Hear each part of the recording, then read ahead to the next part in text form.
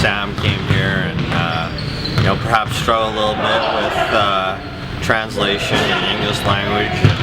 Very shy, reserved, quiet individual that didn't communicate a whole lot with his teammates or his coaches. He just went out and worked hard and did whatever we asked. And to where he is now, where he's a co-captain, he's one of the most verbal guys on the floor in terms of his ability to communicate what needs to be done, whether it's in practice or in a game. And it's great to see where he's gotten himself to.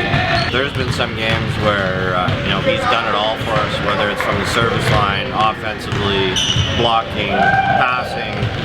We've asked an awful lot of him, and it seems like in a lot of those big games, he definitely found a way to rise to the top. He just quietly goes about his business and finds ways to help our team win. And he's never one to look for a pat on the back or extra recognition in any way, shape, or form.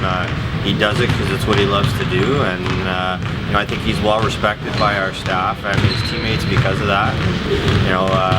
The year he was the second team All-Canadian, I was probably more disappointed than he was, in all honesty. He was quite gracious and accepting of the award, and I felt he was a first team All-Canadian and deserved first team recognition, but unfortunately that didn't happen. And that's just kind of the way that Sam goes about his business, and it's obviously one that's well respected around the league. And Sam's definitely one of those guys off the court, one of the nicest human beings you'll ever meet. Very, very kind individual, and just a very humble person. But yet when he steps in between the lines and the whistle blows, he's an extremely fierce competitor, and he just doesn't want anybody to get in the way of him accomplishing whatever it might be that particular night. And you've heard Sam tell his stories about his upbringing and where he came from. It's wonderful to see where he is, and I also think it's gratifying to see and know that he's looking at staying in Canada after